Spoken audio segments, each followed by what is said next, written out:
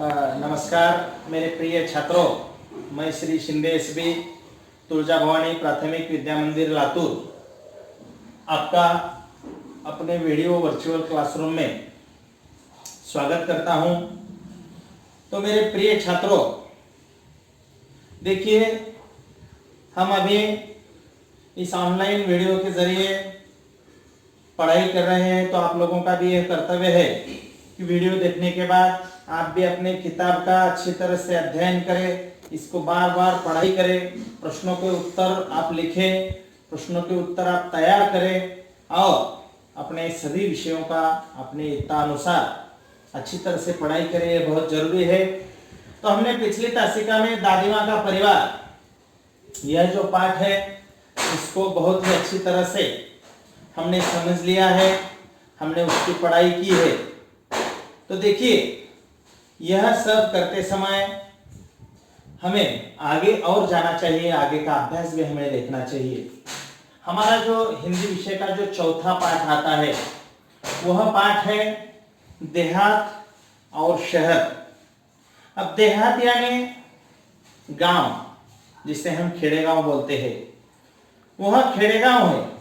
और शहर यानी जहां पर बड़ी बड़ी इमारतें होती है, बाजार होता है, सभी सुविधाएं उपलब्ध होती है, ऐसा शहर। और ये देहात। यह दो बातें हमारे सामने हैं। तो इस पाठ के जो लेखक है वह लेखक है अभिषेक पांडे जी। तो इनका परिचय हमें देखना है और प्राथमिक स्वरूप से हमें आज पाठ के बारे में शुरुआती जानकारी लेनी है। तो देखिए, अभिषेक पांडे जी, यह इनका जन्म जो है 29 जनवरी 1992, यानी यह थोड़े से नए कवि है जिनकी उम्र अभी लगभग 28 साल होगी। 29 जनवरी 1992, मुंबई महाराष्ट्र, यानी हमारे महाराष्ट्र राज्य में जो हमारे महाराष्ट्र की राजधानी है मुंबई, वह उनका जन्म स्थान है। इनका परिचय देखिए, समसामयिक विषयों में अभिषेक पांडे जी विशेष अभिरुचि और लेखन रहा है। समसामयिक, अब आप लोगों को पता चल गया होगा देहात और शहर, यानी उन्होंने क्या किया है इस पाठ में, यह तो हम आगे देखेंगे ही, लेकिन एक जगह देहात एक बाजू में है और शहर एक बाजू में है। तो इसका जो समसामयिक, दोनों में क्या समानता है, दोनों में क्या अंतर है, यानी तुलना करना, यह बातें अभिषेक पांडे जी अपने लेखन द्वारा करते आए हैं। और इनका लेखक इसीलिए बहुत प्रसिद्ध है, समसामयिक विषयों में विशेष अभिरुचि वह रखते हैं। प्रस्तुत पत्रों में लेखक ने देहात और शहर, अपने सुख दुखियों बढ़ती हुई जनसंख्या के अभिशाप पर अनेक सुझाव दिए। तो सबसे पहली बात इस पाठ के बारे में, यहां पर देखिए ये लेखन करता हुआ हाथ दिखाई दे रहा है, और उन्होंने जो इस पाठ का जो ढांचा बनाया है वह ढांचा एक पत्र के स्वरूप बनाया है। तो इससे आप लोगों को एक बात ध्यान में और कौन सी लेनी चाहिए कि पत्र लेखन हिंदी का कैसे होता है, उसका एक नमूना, जीता जागता एक नमूना भी लेखक ने हमारे सामने प्रस्तुत किया है। और देखिए, देहात और शहर एक दूसरे को पत्र के माध्यम से अपनी जानकारी दे रहे हैं। उस जानकारी में उन्होंने क्या किया है, अपने सुख, अपने दुख, इनके बारे में चर्चा की है। आप लोगों को भी मालूम है पुराने जमाने से पत्र जो है, पत्र का जो जमाना है वह बहुत ही पुराने जमाने से चलता आ रहा। यह एक संवाद का माध्यम है पत्र। हमने बहुत सारे पत्रों के नमूने देखे हैं, मार्केट में देखे हैं, पोस्ट ऑफिस में वगैरह हम जाते हैं, वहां पर अलग अलग तरह के पत्र हमें वहां पर देखने को मिलते हैं। कहीं पर कार्ड होते हैं, कहीं पर अंतर्देशीय पत्र होते हैं, अलग अलग तरह के पत्र हमें देखने को मिलते हैं। तो इसी तरह से यह जो पत्र का जो नमूना सम्माननीय लेखक महोदय ने हमारे सामने जो रखा है, इसके बारे में अगर हम जानकारी लेंगे तो हमें बहुत ही अच्छी तरह से पता चलेगा कि पत्र कैसे लिखा जाता है, पत्र क्या होता है, उससे हम क्या करते हैं, कार्यालयीन कामों के लिए पत्र का उपयोग कैसे किया जाता है उसके भी बारे में हमें जानकारी मिलती है। तो उन्होंने सुख दुख, देहात और शहर का सुख और दुख, इसी के साथ साथ जो हमारे देश की बढ़ती हुई जनसंख्या है, आबादी, लोक संख्या हम जिसे कहते हैं, तो देखिए उन्होंने देहात और शहर दोनों में जो एक आम बात है, दोनों की समस्या है, बढ़ती हुई जनसंख्या, आबादी, इसके बारे में भी अभिषेक पांडे जी ने बहुत अच्छा लेखन किया है।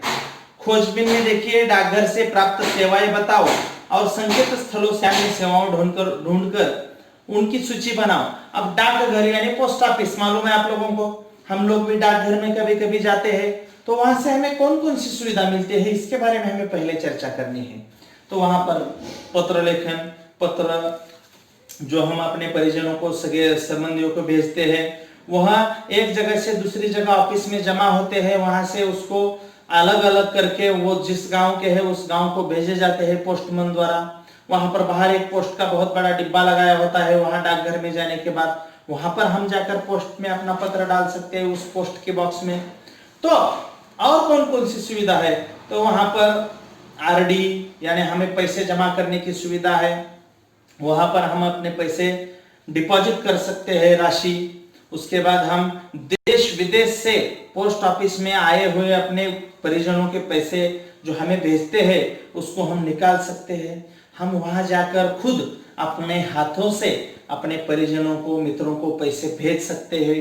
उसके बाद हमारी जो नौकरियां रहती है उसका जो आवेदन पत्र रहता है नौकरियों का, उसका भी हम भुगतान कर सकते हैं, आप फॉर्म भर सकते हैं, उसके पर्चियां भरकर भेज सकते हैं, नौकरी के लिए आवेदन कर सकते हैं। तो यह जो सभी बातें हैं यह डाकघर में हमें उपलब्ध होती है, वहां पर सभी बातों की जानकारी मिलती है हमें, और बहुत सारी सेवा सुविधाएं यह डाकघर हमें देता है। तो देखिए सेवाओं के नाम, अब वहां पर कार पत्र, अंतर्देशीय पत्र, उसके बाद रजिस्टर्ड पोस्ट सेवा यानी हम रजिस्टर्ड किसी को भी पत्र भेजते हैं। वहां के स्पीड पोस्ट यानी जलद गति से जाने वाला पोस्ट की सेवा हमें मिलती है। उसके बाद तार सेवा है, उसके बाद पैसों के लेन देन की सेवा है, मनी ऑर्डर है, यह सभी सेवाएं हमें अपने डाकघर में प्राप्त होती है, उपलब्ध होती है। और जब जब हमें ये जरूरत पड़ती है तब तब हम इन सेवाओं का लाभ लेते हैं। तो सबसे पहले देखिए, आज मैं आप लोगों को बता रहा हूं, यहाँ पर दिया है 1 अगस्त 2017 ऐसा दिनांक दिया हुआ है। तो ये पाठ आपको अगस्त महीने में आपके सामने प्रस्तुत होने वाला है। अब जिस दिन आपके सामने वीडियो है उस दिन समझिए 5 अगस्त तारीख है, उस दिन आपके सामने यह प्रस्तुत होगा पाठ। प्रिय मित्र शहर नमस्कार, यानी पहले देहात ने पत्र लिखा है। किसको लिखा है देहात ने पत्र? शहर को लिखा है। तो उसने पहले क्या किया है, प्रिय मित्र शहर नमस्कार। हम भी अब पत्र लिखते हैं तो छोटे को लिखते हैं तो आशीर्वाद देते हैं, बड़ों को लिखते हैं तो साष्टांग दंडवत बोलते हैं, मित्र को लिखते हैं तो नमस्कार करते हैं, उसको भी सस्नेह नमस्कार बोलते हैं। उसी तरह से यहाँ पर यह हम पत्र लिखा हुआ है। कल तुमसे बात हुई, मेरे सुख दुख के संबंध में पूछा, धन्यवाद। कल तुमसे बात हुई, अब फोन पर बात हुई होंगी, कुछ तो हुआ होगा, और तुमसे मेरी बात हुई, तुमने मेरे सुख दुख के बारे में पूछा, मैंने तुम्हें बोला, कुछ बोला, इसके लिए पहले तो मैं तुम्हारा धन्यवाद करता हूं। बहुत सारी बातें मन में है, सब कुछ दूरध्वनि पर कहना मुश्किल है, सोचा पत्र ही लिखूं, अब मैं अपना दुखड़ा क्या रो। अरे भाई, सभी दूरध्वनि पर बातें करना तो अच्छी बात नहीं है, बहुत सारी बातें तुमसे मुझे बातें करनी है, इसीलिए मैंने सोचा है कि मैं अब पत्र लिखकर, पत्र के माध्यम से तुम्हें अपनी बातें बताऊंगा। और क्या कहता है देहात, क्या कहता है, अब मैं अपना दुखड़ा तुम्हारे सामने क्या रो भाई, मुझे जो दुख मिलते हैं, मुझे जो दुख है वो तुम्हारे सामने क्या रो मैं अब। चलिए इस बार कुछ अच्छी बातें भी तुमसे साझा करता हूं। हर बार दुख का ही दुखड़ा रोना अच्छी बात नहीं है, इसलिए मैं कुछ अच्छी बातें भी इस बार तुमको बताने वाला हूँ, तुमसे चर्चा करने वाला हूँ, तुमसे साझा करने वाला हूँ, ऐसा देहात शहर में कहता है। डिजिटल क्रांति का थोड़ा सा असर हमारे गांव में भी दिखाई पड़ने लगा है। मोबाइल के माध्यम से नित नवीन सूचनाएं हम तक पहुंचने लगी है। आज हम देखते हैं पूरा जमाना जो है वो डिजिटल क्रांति का है। मोबाइल आ गया, इंटरनेट आ गया, सब कुछ आ गया, सब डिजिटल हो गया है। और उस डिजिटल क्रांति का असर हमारे गांव में भी अब कुछ कुछ पड़ने लगा है। मोबाइल के माध्यम से हमें नित नवीन सूचनाएं, यानी हर रोज नई सूचनाएं, नई जो घट रहा है दुनिया में सब कुछ, जो उसकी जानकारी हमें मिल रही है। स्वच्छ ग्राम स्वस्थ ग्राम परियोजना घर घर तक पहुंच गई है। स्वच्छ ग्राम स्वस्थ ग्राम, अब सबसे पहले हमारे जो शासन है, हमारा जो समाज है, वो सबसे बड़ी प्राथमिकता किसी को दे रहा है, तो वह है स्वच्छता। क्योंकि हम जब स्वच्छ रहेंगे तो सुरक्षित रहेंगे, हमें कोई बीमारियां नहीं होंगी। इसलिए स्वच्छ ग्राम स्वस्थ ग्राम परियोजना गांव-गांव के घर घर तक पहुंच गई है। सभी जन अच्छी तरह से कचरा जमा कर रहे हैं, सूखा कचरा गीला कचरा अलग करके दे रहे हैं कचरे वाले को। उसके बाद जो गांव में दूसरी समस्याएं थी, बहुत गंदगी फैलती थी, गटार नाली वगैरह, उसका सबके बारे में सब जागरूक हो चुके हैं और गांव तक पहुंच गई है। ग्रामजन भी शिक्षा, स्वास्थ्य, रोजगार, खेती के नवीन औजारों और आधुनिक खेती पद्धतियों का थोड़ा थोड़ा जानने लगे हैं। अब जो ये गांव वाले हैं ग्रामजन, वह भी शिक्षा का महत्व जानने लगे हैं, उसमें क्या नए बदलाव आए हैं उसके बारे में भी जानने लगे हैं। स्वास्थ्य के बारे में, हाँ, हमें कुछ हो जाता है तो हमें अस्पताल में जाना चाहिए, जांच कर लेनी चाहिए, दवाइयां लेनी चाहिए, इस सब की बातों में भी वह ध्यान दे रहे हैं सभी ग्रामजन। उसके बाद रोजगार हमें कैसे उपलब्ध होता है, नई नई के बाद क्या बातें हमें सीखने मिलेंगी, हमें नए रोजगार कैसे मिलने वाले हैं, और खेती में हम नए नए औजारों का उपयोग करके अपनी खेती किस तरह से सुधार सकते हैं, किस तरह से अच्छे खेती कर सकते हैं। इन सब बातों पर अब ग्रामजन ध्यान दे रहे हैं और आधुनिक खेती पद्धतियों का भी उपयोग वह थोड़ा थोड़ा करने लगे हैं। घर घर शौचालय जैसी सुविधा के प्रति लोग जागरूक हो रहे हैं। अब स्वच्छता करना है तो गांव की समस्या तो तुम्हें मालूम है, सभी खुली जगह पर शौच को जाते हैं, तो इसलिए हर घर में शौचालय बनाना है, उसके लिए सरकार भी मदद कर रही है।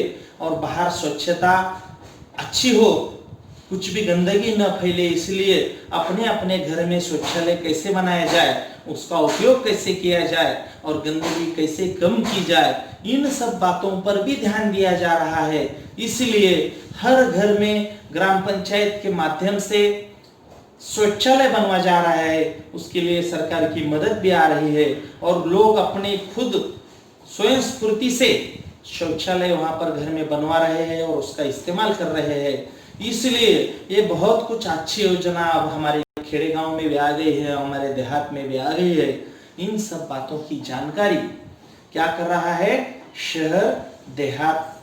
शहर को देहात बता रहा है और बहुत सारी समस्याएं, बहुत सारे सुझाव वह शहर को बताने वाला है। उसके बाद शहर अपनी समस्याएं, उसकी अच्छी बातें, सब कुछ उसको बताने वाला है। बहुत सारी जानकारी हमें इस पाठ में लेनी है, तो अगली तासिका में हम और देहात शहर को क्या क्या बताता है, इन सब बातों की जानकारी लेंगे। तब तक के लिए धन्यवाद।